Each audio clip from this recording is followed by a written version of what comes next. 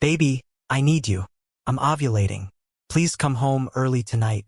I want to try again. The message delivered with that satisfying whoosh sound. Chanita exhaled, setting the phone on her nightstand. She and Trevor had been trying for a baby for 8 months now, each negative pregnancy test driving another wedge between them. Maybe tonight would be different. Maybe this would fix what was breaking between them.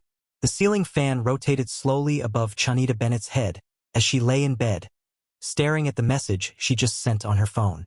The Santa Ana winds rattled the windows of her Pasadena bungalow, carrying the scent of eucalyptus and smog through the cracked window. Her phone buzzed almost seconds later. Chanita smiled, reaching for it. Trevor must have been thinking about her too, but the response made her blood run cold. Hey loves, before we dive into today's absolutely wild story, make sure to hit that subscribe button and turn on notifications so you never miss our latest Afro-Korean romance stories. Trust me, this one is going to have you on the edge of your seat from start to finish. Now let's get into it. I think you have the wrong number, but whoever this was meant for is one lucky man. I hope he knows that. Chanita's dark fingers trembled as she scrolled up, checking the contact. Her heart plummeted into her stomach. She hadn't texted Trevor. She'd texted a number she didn't recognize. Someone whose contact had somehow gotten into her phone as baby, with a single digit different in the saved number. Oh God, oh God, oh God, she muttered, her dimples disappearing as her face contorted in horror. She typed frantically, I am so sorry. That was meant for my husband. Please delete that immediately. I'm mortified. 3 dots appeared, disappeared, then appeared again. Already forgotten, though you might want to check your contacts before sending such personal messages. And for what it's worth, I hope things work out the way you want them to. There was something kind in those words, something that made Chanita's embarrassment ease just slightly. Thank you for being understanding, and not screenshotting that to mock me on the internet. I'm not that kind of person. We all make mistakes. This might be the most embarrassing one I've ever made. I once accidentally sent a detailed business proposal to my grandmother instead of my partner. She called me for 3 hours asking when I was going to settle down and give her great-grandchildren instead of playing gangster. Chanita laughed despite herself, her dimples reappearing. Playing gangster? Long story. I hope your evening goes well, stranger. Thank you. And sorry again. Chanita should have blocked the number. Should have deleted the thread and never thought about it again. But something about the stranger's warmth stayed with her as she showered and dressed. As she prepared dinner for a husband who texted 2 hours later saying he had to work late. Again. She ate alone, watching the sun set over the San Gabriel Mountains through her kitchen window, and wondered when exactly her marriage had become so lonely. Trevor didn't come home until after midnight. Chanita was still awake, scrolling through fertility forums on her phone. Her blonde-tinted box braids spread across the pillow. You're up, Trevor said, loosening his tie. He smelled like expensive cologne and something else. Something floral and feminine that definitely wasn't his usual scent. I waited for you, Chanita said quietly. Did you get my text earlier? What text? The one about coming home early. About trying for the baby. Trevor's jaw tightened. Chanita, I told you I had to work late. I can't just drop everything because you're ovulating. The words hit like a slap. I'm not asking you to drop everything. I'm asking my husband to make time for us to start the family we both said we wanted. Maybe I'm having second thoughts about that. Silence filled the room like poison gas. Chanita sat up slowly, her heart pounding. What did you just say? Nothing. I'm tired. Can we not do this tonight? Trevor, what did you mean by second thoughts? Exactly what it sounds like. He pulled off his tie, not meeting her eyes. I'm not sure I'm ready for kids right now. Maybe not ever. But we've been trying for 8 months. You said you wanted this. I said a lot of things. Trevor headed for the bathroom. I'm taking a shower. The door closed behind him, and Chanita sat frozen in bed, her world tilting sideways. 8 months of temperature tracking, ovulation tests, perfectly timed intimacy that felt more clinical than romantic. And now he was having second thoughts? Her phone buzzed with a notification. Probably another fertility forum update. But when she checked, it was a message from that unknown number. This is probably strange, but I wanted to check on you. That message you sent seemed hopeful, and I found myself wondering if your evening went the way you wanted. Chanita stared at the text for a long moment.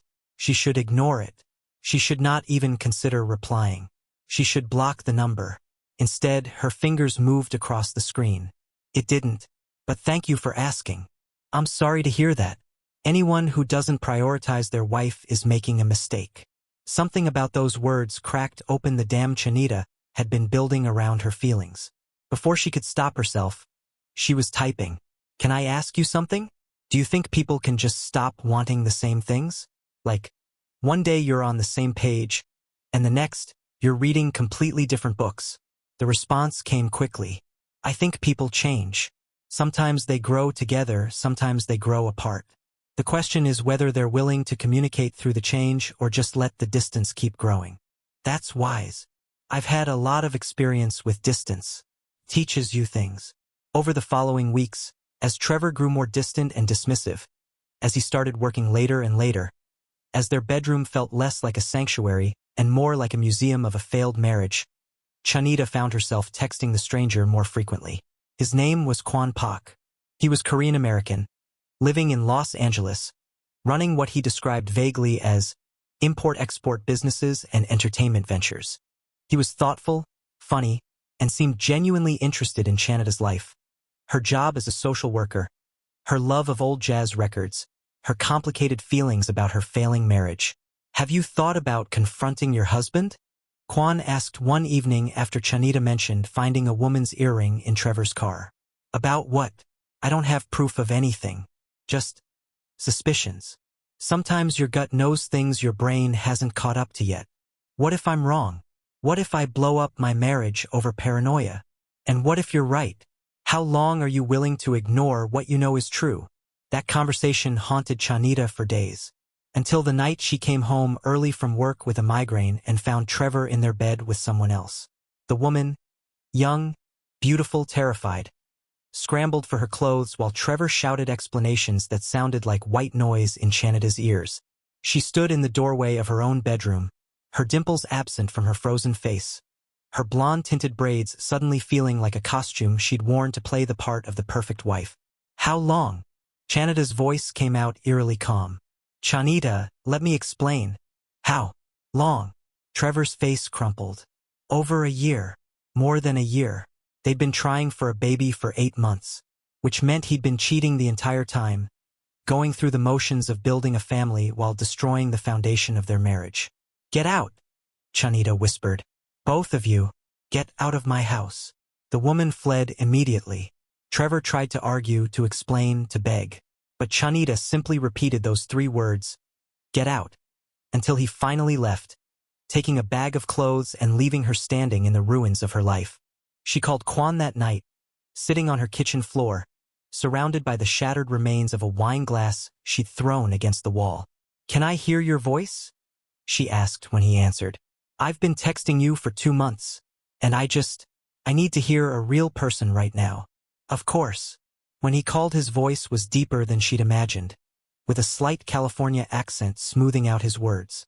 What happened? I found him, with a woman, in our bed. Kwan was silent for a moment. I'm sorry. I know those words don't help, but I am genuinely sorry. I feel so stupid, like I should have known. I should have trusted my instincts. You're not stupid for trusting your husband.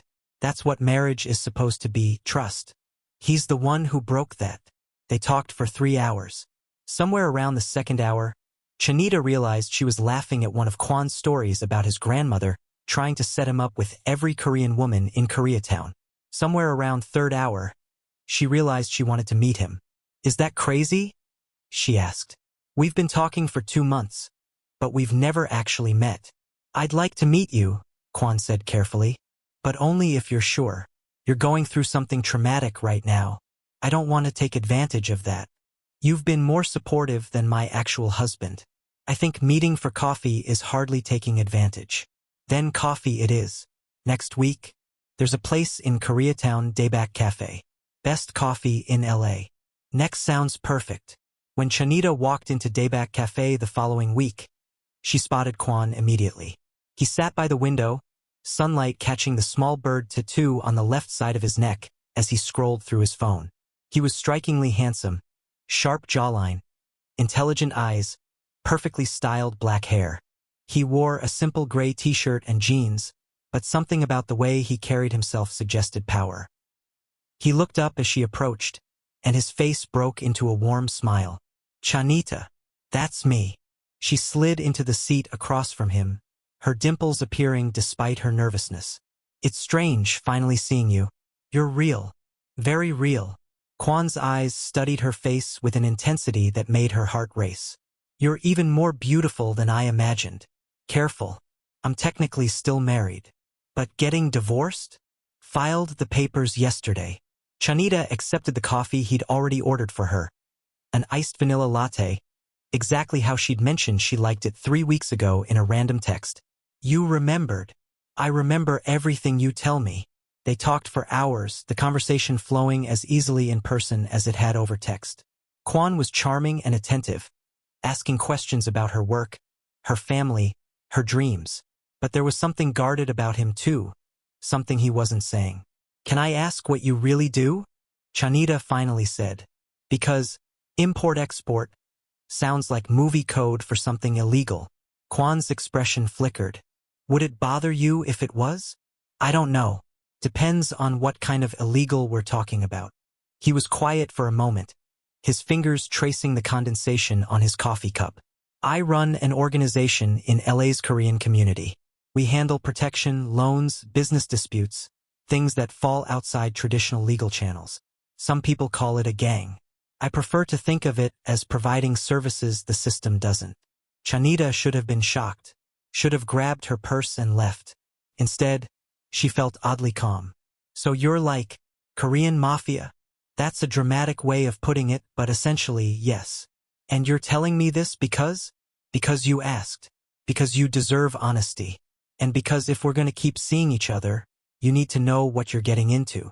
"What makes you think we're going to keep seeing each other?"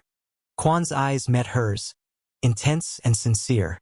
"Because in 2 months of talking to you, I've felt more connected to another person than I have in years.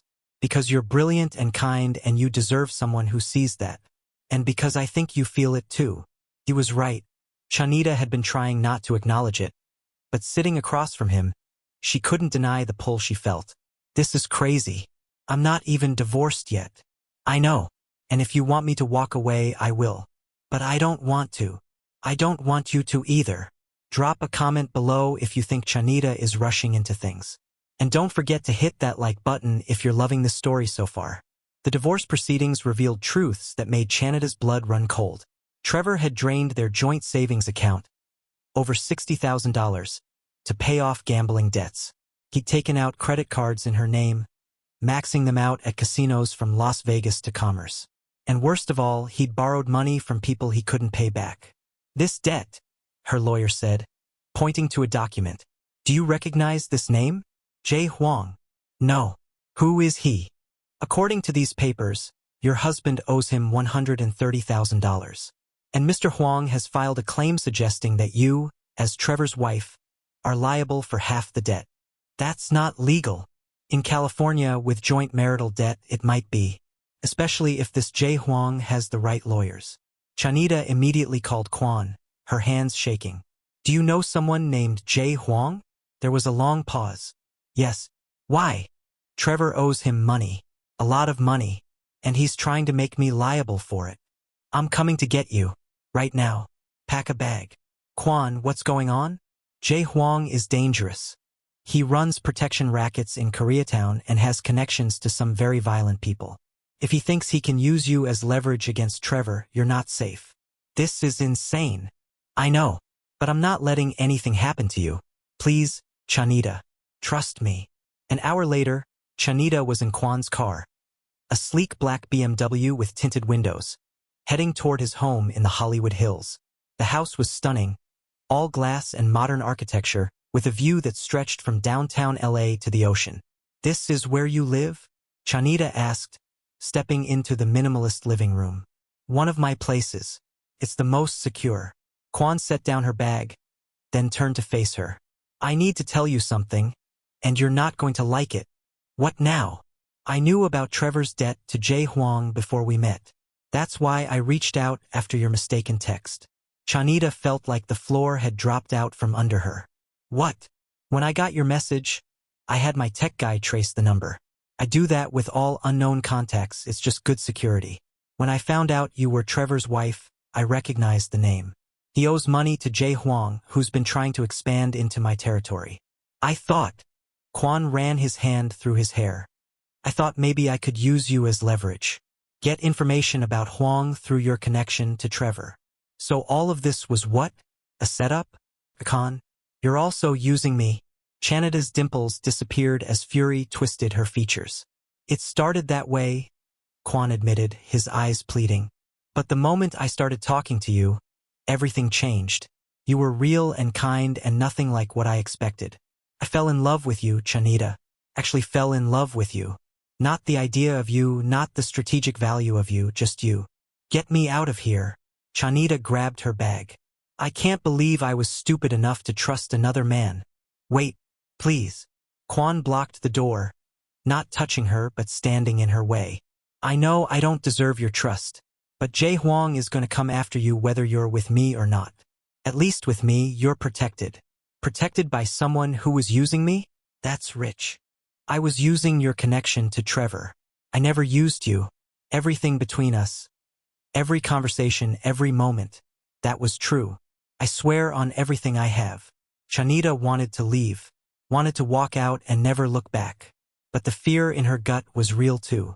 If Jae Hwang was as dangerous as Kwan said, she needed protection. Or was that even a lie? Better not to risk it though. I'll stay tonight, she said coldly. But we're done. Whatever this was, it's over. The pain that crossed Kwan's face was genuine. I understand. That night, unable to sleep in the guest room Kwan had given her, Chanita wandered the house.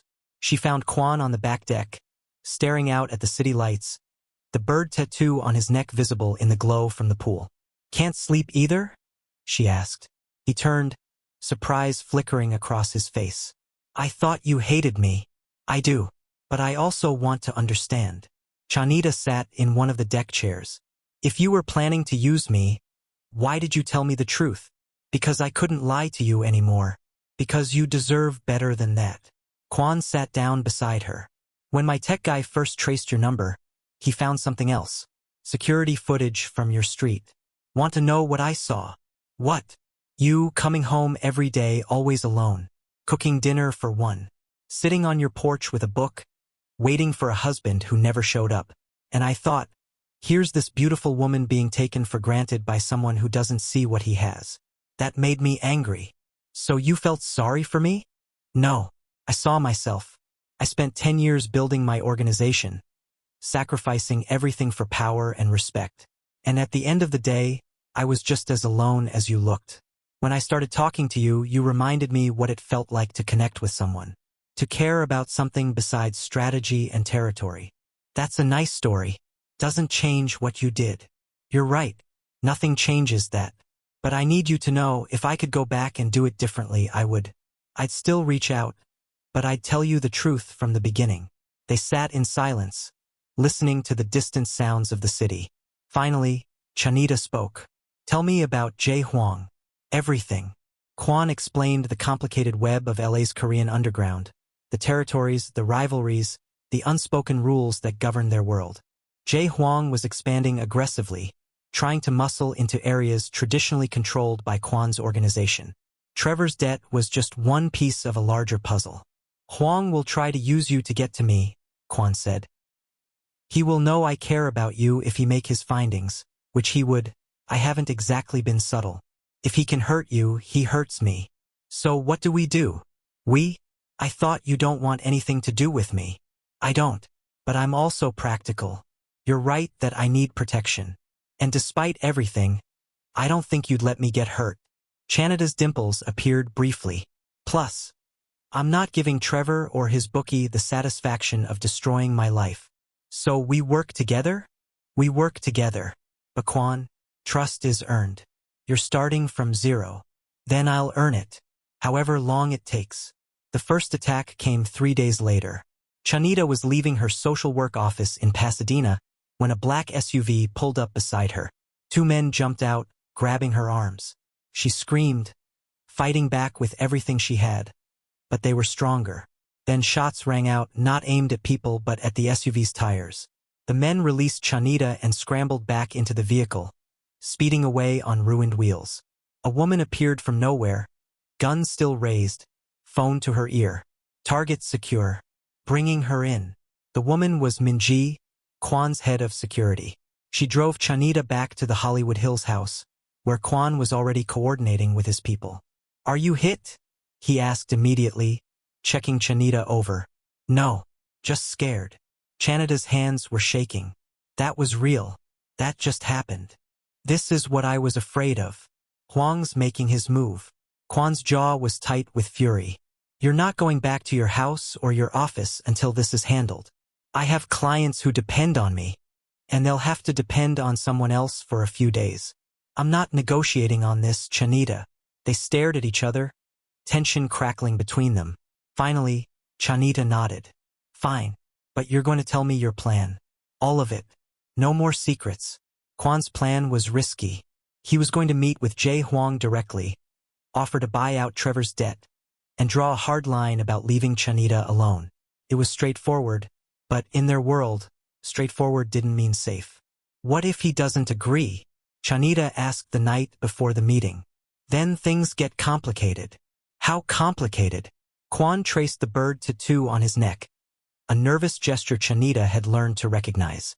"Complicated enough that I'm making arrangements. If something happens to me, Minji has instructions to get you somewhere safe. New identity, new life, everything.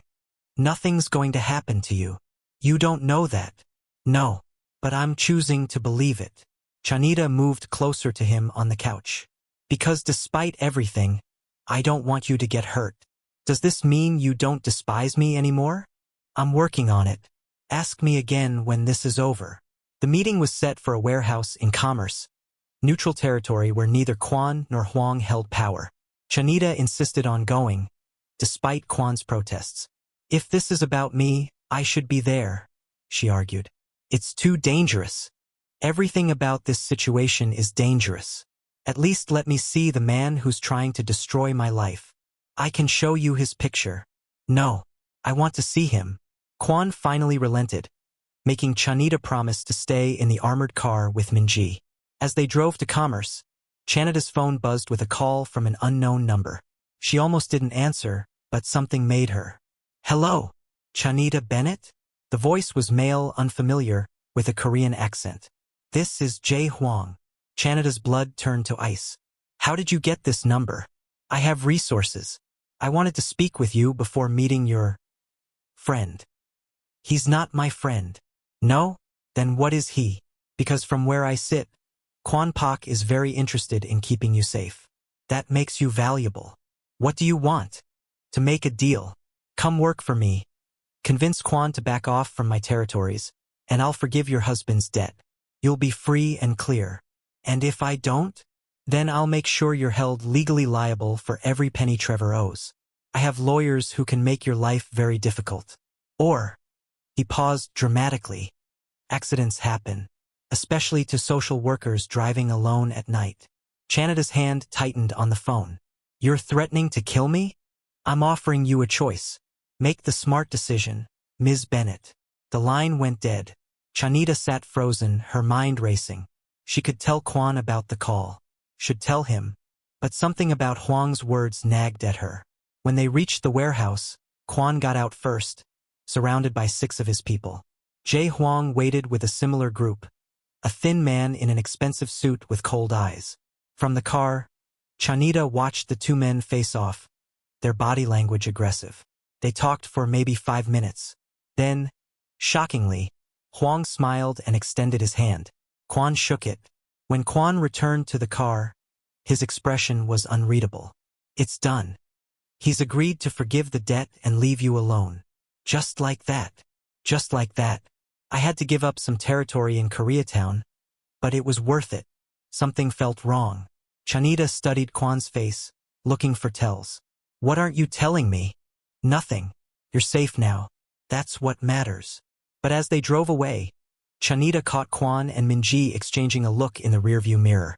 A look that said this was far from over. That night, unable to shake her unease, Chanita went through Kwan's study while he was on a call. She wasn't sure what she was looking for until she found a file folder labeled with her name. Inside were detailed reports on Trevor, on his gambling habits, his debts. But there were also reports on Chanita, her daily routines, her friends, her family. Information gathered over months, starting long before that accidental text. And then she found the photograph. It was Chanita and Trevor at their wedding 3 years ago, smiling and happy.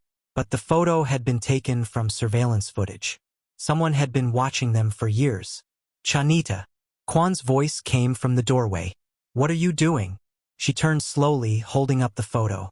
How long have you actually been watching me? Kwan's face went pale. That's not what you think. Then what is it? Because this looks like you've been stalking me for years. I wasn't stalking you. I was watching Trevor. He's been involved with Jae Hwang for 3 years, and I've been trying to build a case against Hwang for just as long. You were collateral surveillance. I never paid attention to you specifically until that text. You expect me to believe that? It's the truth. Look at the dates on those reports. There's nothing focused on you until 2 months ago. Before that, you're just mentioned in passing as Trevor's wife. Chanita looked through the reports again. He was right, the early ones barely mentioned her. It was only after the mistaken text that the reports became more detailed about her specifically. I need air, she said, pushing past him. She ended up on the deck again, the same place where they'd talked that first night at his house. Kwan followed, keeping his distance. I know you have no reason to trust me, he said quietly. But I'm going to tell you something, and I need you to really hear it. That meeting with Hwang? It wasn't what I told you. Chanita's heart sank. What actually happened? He didn't agree to forgive the debt. He increased his demands. He wants me to give him 3 of my territories and pay him $2 million or he'll kill you. Not threaten, actually kill you. He showed me photos of your apartment, your office, your favorite coffee shop. He's been planning this for weeks. So you lied about it being resolved? I lied because I didn't want you to panic while I figure out what to do. I have 72 hours to give him an answer. What are you going to do? Kwan turned to face her, the bird tattoo dark against his neck in the moonlight. I'm going to pay him, give him everything he wants. Because nothing, not my territories, not my money, not my pride, is worth your life. That's insane. You'd lose everything. I'd lose you. That's what would destroy me. Kwan stepped closer. I know I haven't earned the right to say this. I know I've lied and manipulated and I've given you every reason not to believe me. But I love you, Chanita. Actually, completely love you. And I will burn everything I've built to keep you safe. Tears streamed down Chanita's face, her dimples appearing and disappearing as emotions warred across her features. You can't give up everything for me. Watch me. There has to be another way. There isn't. Not one that keeps you alive anyway. Chanita thought about Hwang's phone call, the offer he'd made. She'd dismissed it as manipulation. But what if it was real? What if she could end this without Kwan losing everything? He called me today, she said quietly. Hwang, before the meeting. He offered me a deal, work for him, convince you to back off, and he'd forgive Trevor's debt. Kwan's expression turned to stone. Absolutely not. Why not? If it ends this. Because I know what work for him means. You'd be leverage, Chanita. A hostage he could use against me whenever he wanted. You'd never be free. But you'd keep your organization. I don't care about the organization. Kwan's voice cracked. Don't you understand? Before you, all I had was this life. This empty, violent, lonely life. You made me remember what it felt like to be human. To care about someone more than territory or respect. I'm not trading you for any of it. They stood inches apart, the tension between them electric. Then Chanita closed the distance and kissed him. It was desperate but honest, full of everything they'd both been holding back. When they finally broke apart, both breathing hard, Kwan rested his forehead against hers. I love you, Chanita whispered. I don't want to, and I definitely don't trust you completely yet. But I love you. Then let me protect you. Please. On one condition. We do this together. No more lies, no more secrets. If we're gonna get through this, we do it as a team. I can't have another man lying to me. Deal. The next morning, they were planning their next move when Minji burst into the house, her expression urgent. Turn on the news. Kwan grabbed the remote, flipping to a local station. The breaking news banner made Chanita's stomach drop. Local man Trevor Bennett was found dead early this morning in his Altadena apartment. Police are calling it a suspected homicide. Chanita's knees gave out. Kwan caught her, holding her up as the news anchor continued describing the scene. A robbery gone wrong, they were saying, though no valuables appeared to have been taken. It was Huang, Kwan said grimly. He killed Trevor. But why? The debt was never really about Trevor. It was about getting to me through you. With Trevor dead, you inherit all his debts legally. Huang just made sure you're fully under his control. Chanita couldn't breathe. Trevor had betrayed her, hurt her, destroyed their marriage. But he didn't deserve to die. This is my fault. If I'd never sent that text. This is Jay Huang's fault. Only his. Kwan's voice was cold steel. And he just made a fatal mistake. What are you going to do? I'm going to end this. Permanently. If you're on the edge of your seat right now, drop a like and let me know in the comments. This story is about to get even wilder. The plan Kwan made was risky, bordering on suicidal. But it was the only way to end Huang's threat permanently. Kwan had connections in the Korean underground that ran deep. Allies who'd been waiting for someone to challenge Huang's expansion. With Trevor's murder, they finally had justification. I've called a meeting of the council, Kwan explained to Chanita. The 5 families who run Korean organized crime in California. They'll hear evidence about Huang's actions, the unauthorized murder, the attempt to manipulate debt claims, the territory grabs. If I can convince them he's a threat to stability, they'll sanction action against him. And if you can't convince them, then Huang wins and we run. Maybe new identities, new lives, somewhere far away from California. I'm not running. Chanita. I said I'm not running. Trevor might have been a terrible husband, but he didn't deserve to die. And I'm not letting the man who killed him win. The council meeting was held in a private room at a Korean restaurant in Koreatown. Chanita insisted on coming, despite the danger. She needed to see this through. The 5 families were represented by their leaders, 3 men and 2 women, all older than Kwan, all carrying themselves with the weight of decades in the criminal underworld. Jay Huang sat across the table, confident and smirking. Thank you for coming, the eldest leader, a woman named Mrs. Kam, began. We're here because Kwan Pak has made serious accusations against Jay Huang. Let's hear them. Kwan presented his evidence methodically. Huang's unauthorized expansion into neutral territories, his manipulation of civilian debts to create leverage, and finally, the murder of Trevor Bennett, a civilian with no direct involvement in their world. These actions threaten the stability we've all worked to maintain, Kwan concluded. If we allow one person to kill civilians and manipulate the legal system without consequence, we invite scrutiny from authorities that could destroy all of us. Huang laughed. This is about a woman. Kwan Pak has fallen for a civilian, and now he's trying to use council authority to protect his weakness. The woman in question is here, Mrs. Song said, looking at Chanita. Would you like to speak, Ms. Bennett? Chanita stood, her dimples slightly visible, her expression serious. My husband was a gambler and a cheater. He made terrible decisions that hurt me deeply, but he didn't deserve to be murdered. And I know Jay Huang killed him, because Huang called me and told me he'd make Trevor's death look like a robbery. The room went silent. Huang's smirk disappeared. That's a lie. Is it? Because I recorded the call. Chanita pulled out her phone. Would the council like to hear it? She'd been bluffing, there was no recording. But Huang's face had already confirmed the truth. The council members exchanged glances. It seems we have our answer, Mrs. Kam said coldly. Jay Huang, you are sanctioned. You have 48 hours to leave California. All your territories revert to neutral status.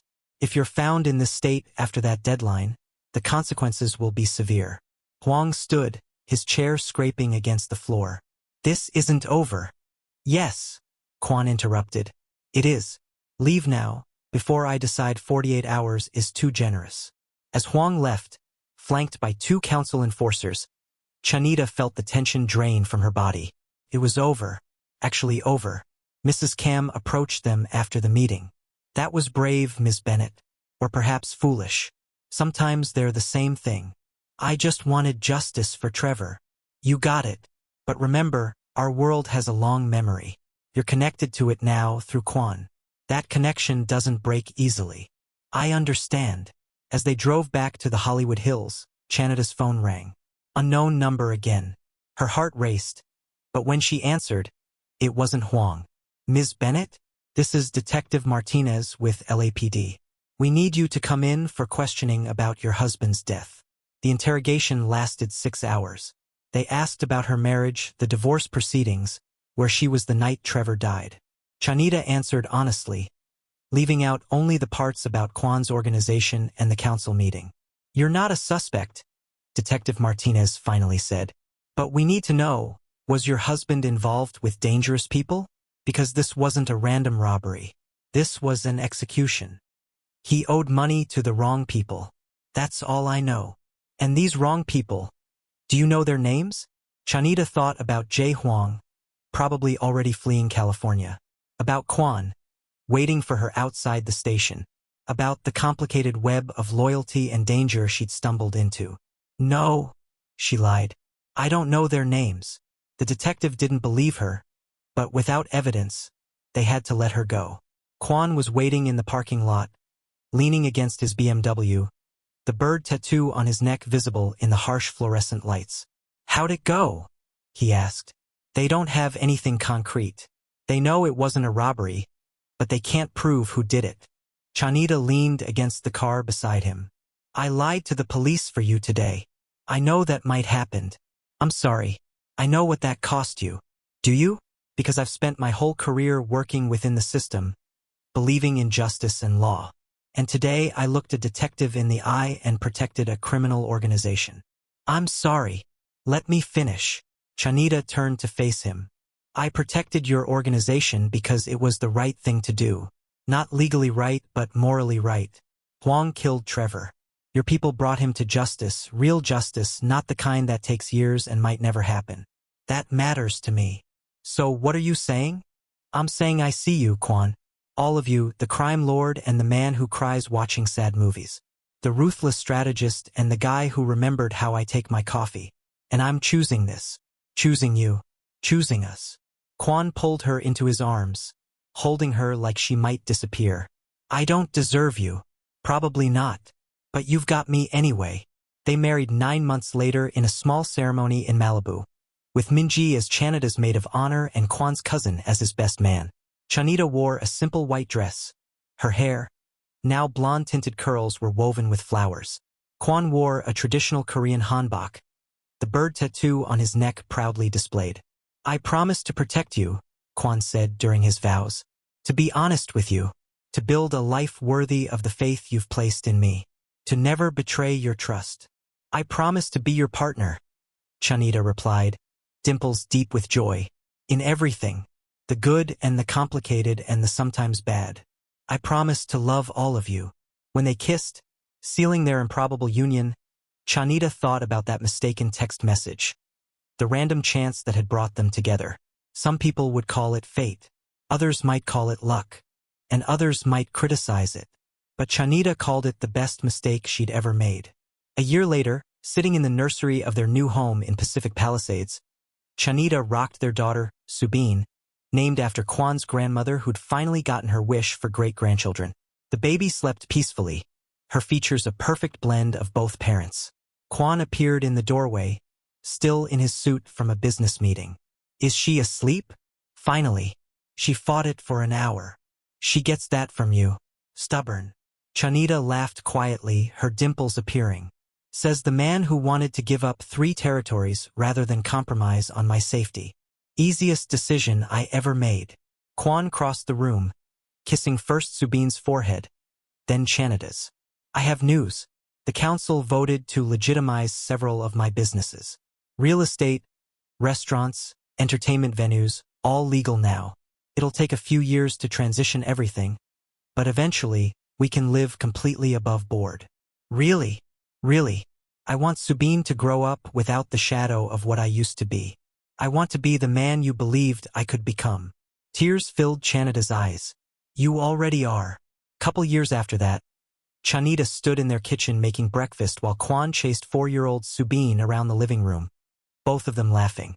Her phone buzzed with a text from an unknown number, and for a moment, her heart stopped, old instincts dying hard. But it was just a wrong number. Someone asking about a dental appointment.